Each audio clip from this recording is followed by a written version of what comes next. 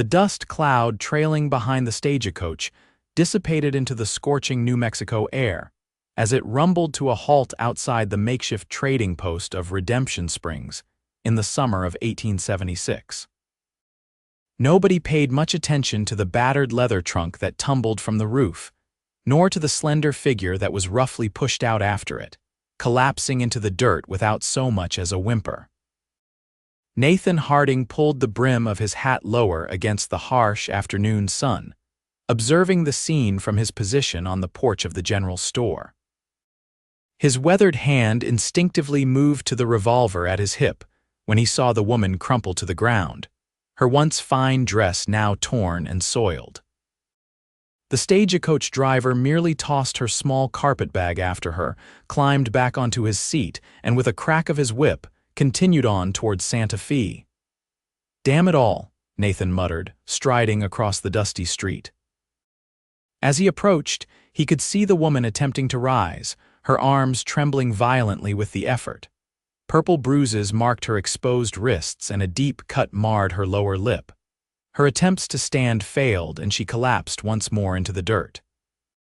Nathan knelt beside her, his shadow offering momentary relief from the blistering sun. "Madam," he said gently. She flinched away, her eyes wide with fear as she tried to shield her face with shaking hands. "I ain't gonna hurt you," he said, his voice softening. Without waiting for a response, he carefully slid one arm beneath her knees and the other around her shoulders, lifting her as if she weighed nothing at all. She was light, too light, and the way she tensed at his touch told him more than words could about what she'd endured. Her breath caught as he cradled her against his chest, and Nathan looked down into eyes the color of a stormy sky.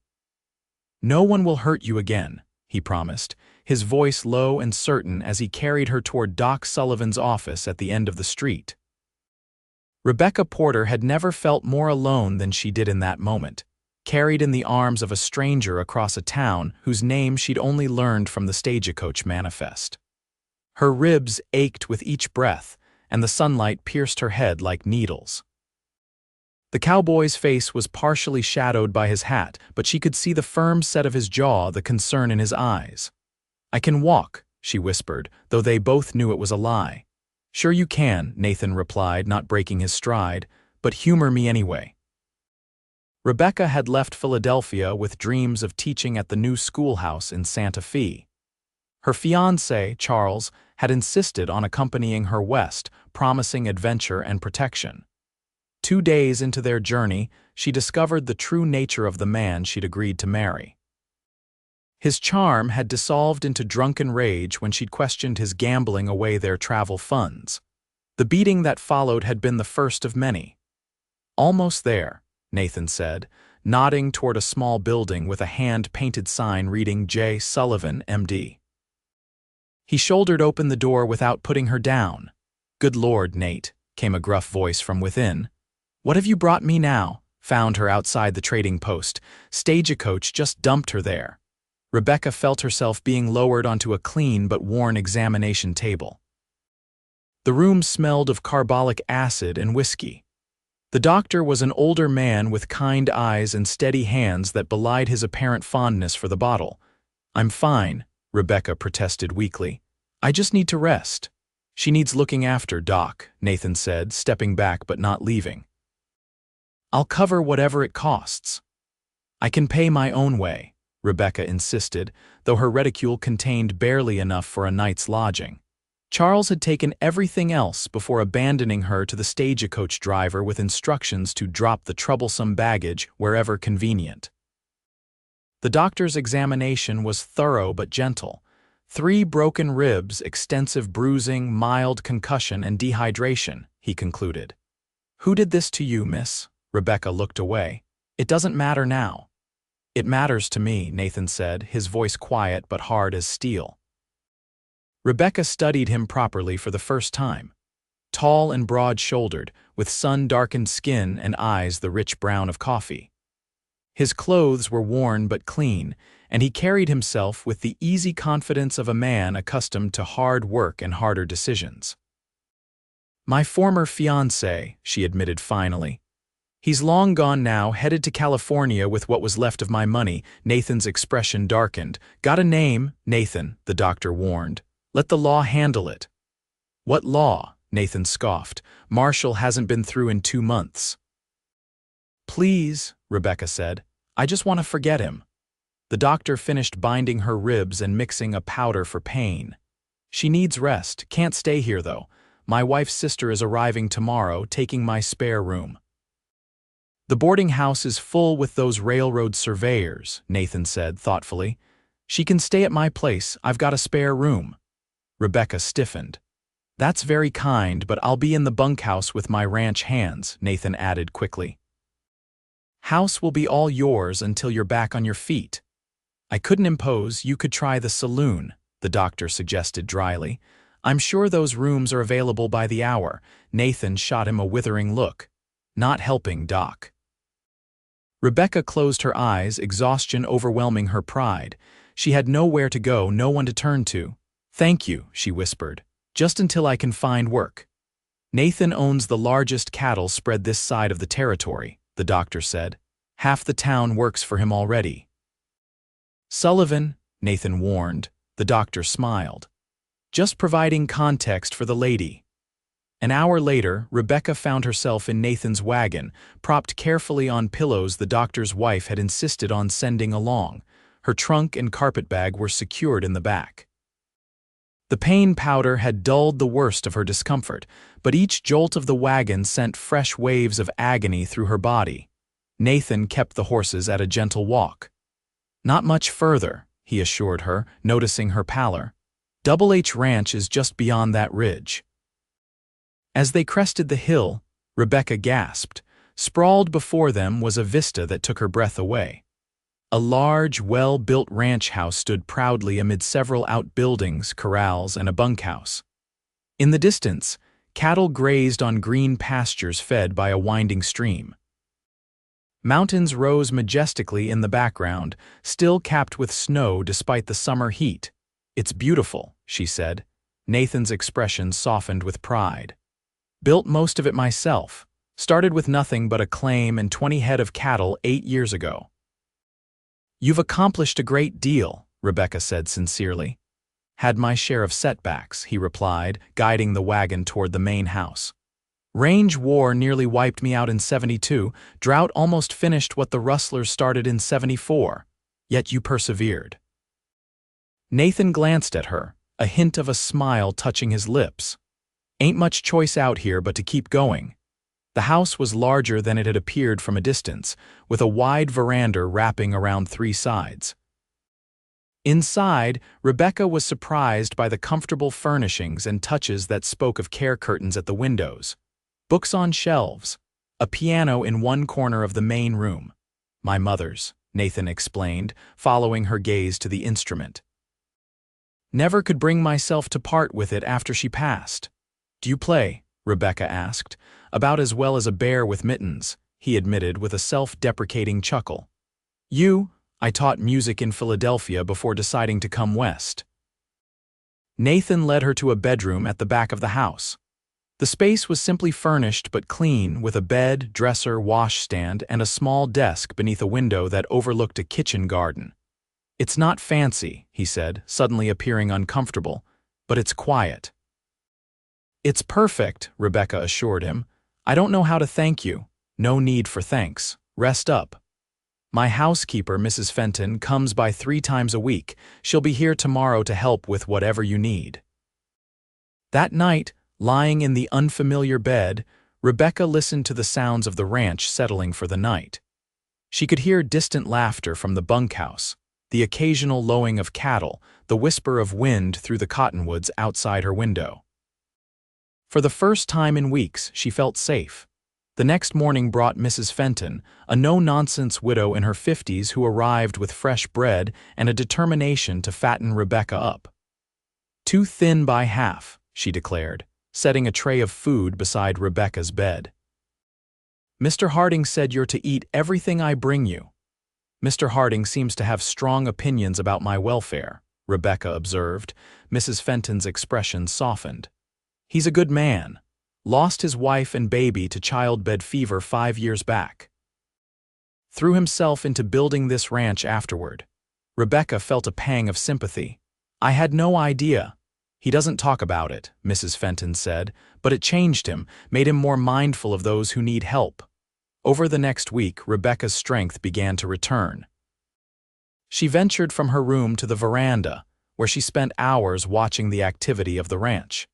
Nathan would tip his hat to her each morning as he rode out, and again each evening upon his return. Their conversations were brief, but increasingly comfortable. On the 8th day, Rebecca made her way carefully to the piano. Her ribs still ached, but the desire to feel music beneath her fingers again was overwhelming. She began with simple scales, then progressed to a Chopin nocturne that had always soothed her. She was so absorbed in the music that she didn't notice Nathan standing in the doorway, hat in hand, listening with an expression of wonder. "That's the most beautiful thing I've heard since coming west," he said when she finished. Rebecca startled, then smiled. "Music was my refuge growing up. My father was strict. The piano was the one place I could express myself." Nathan moved into the room, setting his hat on a side table. "My mother used to play hymns on Sundays. House hasn't heard music since she died. Would you like me to play something else?" Rebecca offered. "I'd like that very much," he said, settling into a chair. Rebecca played for nearly an hour, moving from classical pieces to folk songs to hymns.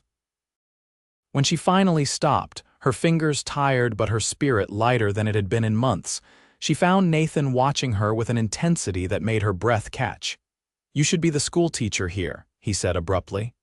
"What? Redemption Springs needs a teacher. Town's growing. Families settling, railroads coming, children need schooling." "I came west to teach in Santa Fe," Rebecca said, confused by the sudden suggestion. "Santa Fe's got plenty of teachers. We've got none." Nathan leaned forward. "Town council's been looking to hire someone for months. Schoolhouse is built, sitting empty." Rebecca considered the idea. "I'd need somewhere to live. Town has a small house for the teacher, nothing fancy, but it's yours with the position." Nathan hesitated. "Or you could stay here." "It's a bit of a ride to town, but that wouldn't be proper," Rebecca interrupted, feeling heat rise to her cheeks. Nathan looked away. "No, I suppose not." The next day, Nathan drove Rebecca into town to meet with the council members. The schoolhouse was indeed built and waiting, a simple one-room structure with rows of desks, a teacher's desk at the front, and a small bell tower. The teacherage next door was snug but tidy, with a bedroom, kitchen, and small sitting room. The council consisting of the general store owner, the saloon proprietor, and surprisingly, Doc Sullivan hired her on the spot. School would begin in 3 weeks, giving her time to prepare and fully recover. "I'll have your things brought from the ranch tomorrow," Nathan said as they left the meeting. Rebecca felt an unexpected pang at the thought of leaving the Double H. "Thank you for everything you've done." Nathan merely nodded, his expression unreadable. The following days were a flurry of activity as Rebecca settled into her new home and prepared for the school term. Children appeared at her door bearing gifts: fresh eggs, a jar of honey, a handmade quilt sent by parents eager to make a good impression on the new teacher. Nathan came by only once to deliver her trunk and carpet bag as promised. He declined her invitation to stay for tea, citing work at the ranch. The brief encounter left Rebecca feeling strangely bereft. 2 days before school was to begin, Rebecca was arranging books on the shelves when the door burst open. A man stumbled in, unshaven and reeking of whiskey. It took her a moment to recognize Charles, his once handsome face now bloated from drink. "There you are," he slurred, advancing on her. "Thought you could hide from me." Rebecca backed away, her heart pounding. "How did you find me?" Stagecoach driver remembered dropping a pretty lady in this miserable excuse for a town. Charles grabbed her arm, twisting it painfully. "You're coming with me.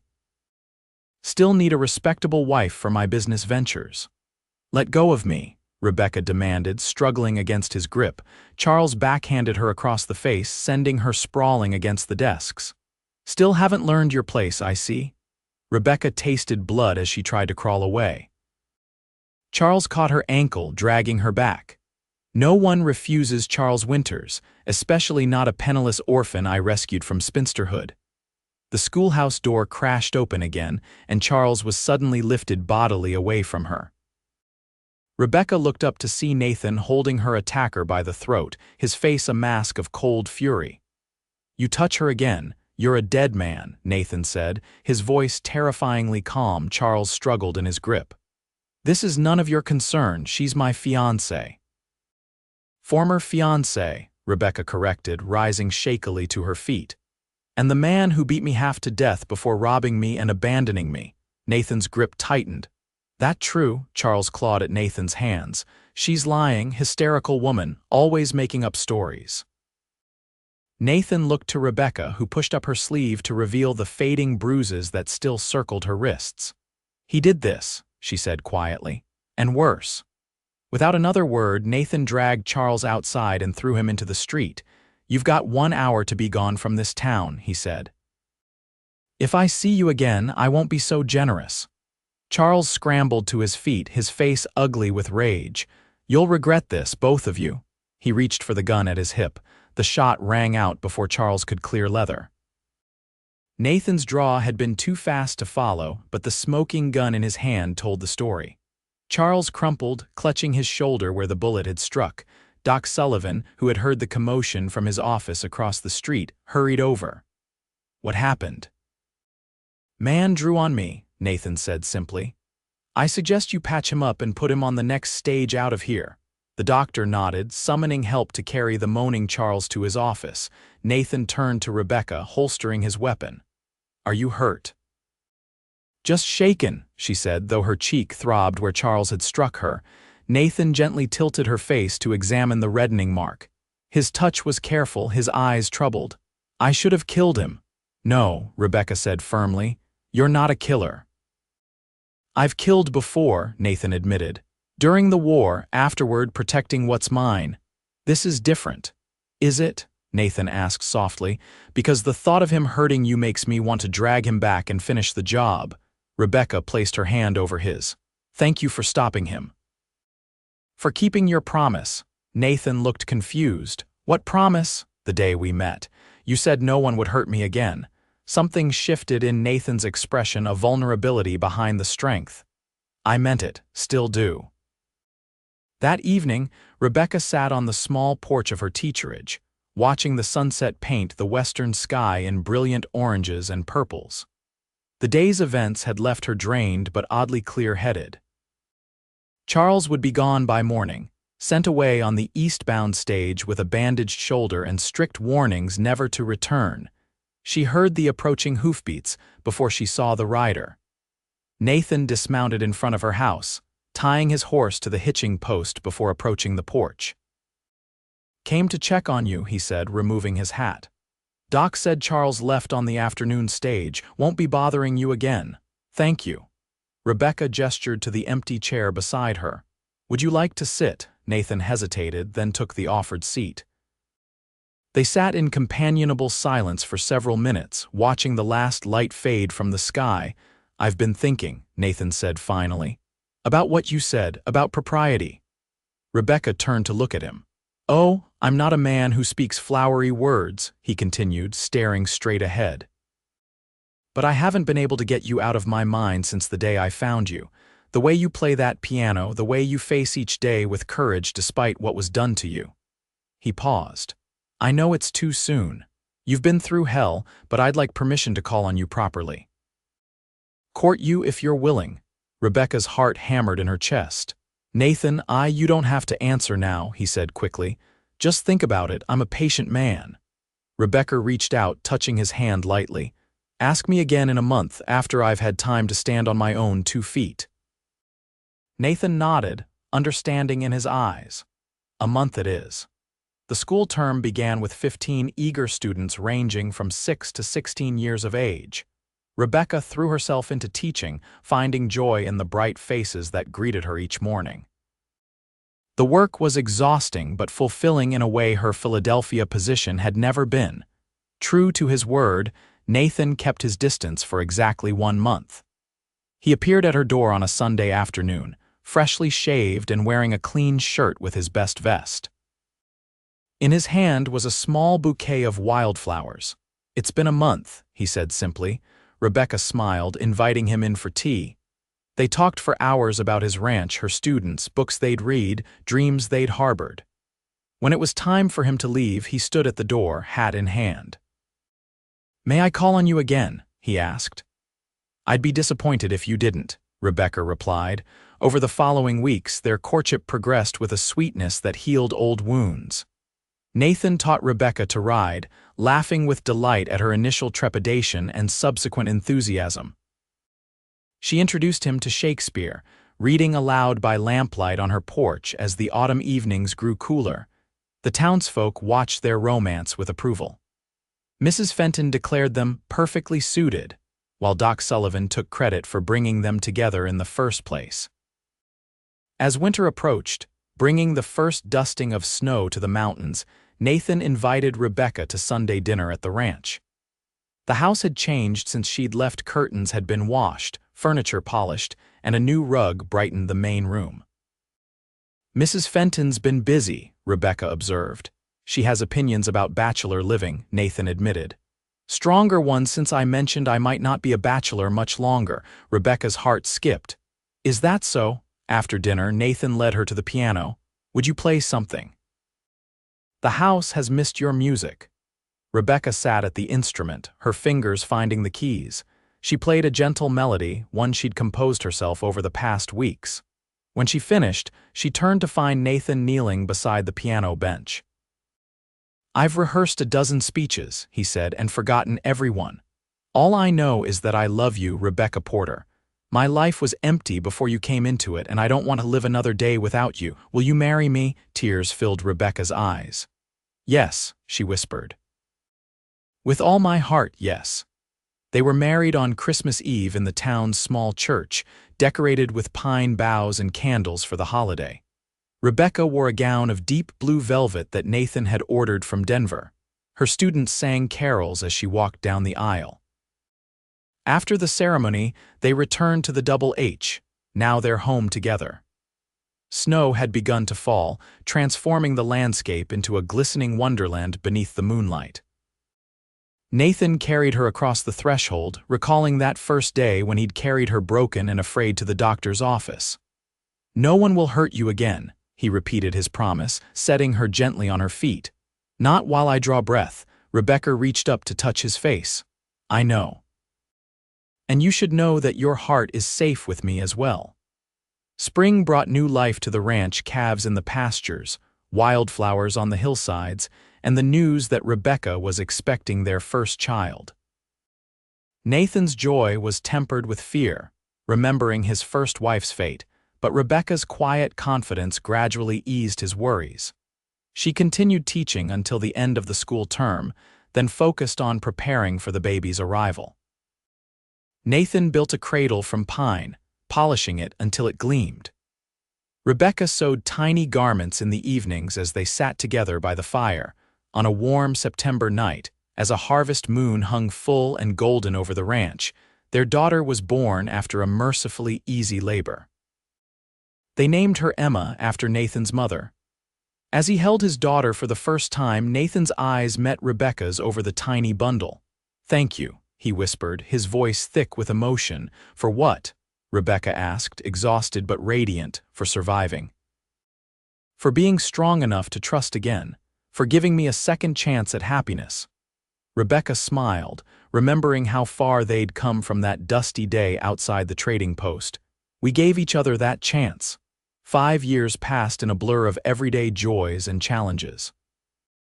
The ranch prospered, the town grew with the arrival of the railroad, and Emma was joined by a brother, James. Rebecca continued to teach, having persuaded the town council to build a larger school to accommodate the influx of new families. On the anniversary of their first meeting, Nathan surprised Rebecca with a piano recital by their daughter, who had inherited her mother's musical talent. As Emma played a simple tune, her small fingers careful on the keys, Nathan slipped his arm around his wife's waist. "Do you ever think about how different our lives might have been if that stagecoach had kept going?" he asked quietly. Rebecca leaned into his embrace. "I try not to dwell on what might have been, but I thank God every day for sending me to Redemption Springs. And I thank Him for giving me the courage to lift you up that day," Nathan replied, pressing a kiss to her temple. Later that night, with their children asleep and the ranch quiet under a canopy of stars, Rebecca stood on the veranda, breathing in the scent of sage and pine. Nathan joined her, wrapping a blanket around her shoulders against the evening chill. "I have something for you," he said, placing a small leather-bound book in her hands. Rebecca opened it to find sheet music compositions she'd written over the years, now professionally printed and bound. "How did you do this?" she asked, astonished. "Sent them to a publisher in San Francisco," Nathan explained. "They want more, said you have a unique voice." Rebecca's eyes filled with tears. "You've always believed in me, even when I couldn't believe in myself." "That goes both ways," Nathan said, drawing her into his arms. "You saw a future for us when all I could see was the past." They stood together in the moonlight, the ranch spread before them, a testament to perseverance, courage, and the healing power of love. From the brutal beginning of their story had blossomed something beautiful and enduring, as vast and promising as the western sky above them. "No one will hurt you again," Nathan had promised on that first day, and he had kept his word. But more than protection, he had given Rebecca a home, a family, and a love that had transformed both their lives. And in the end, that was the greatest gift of all.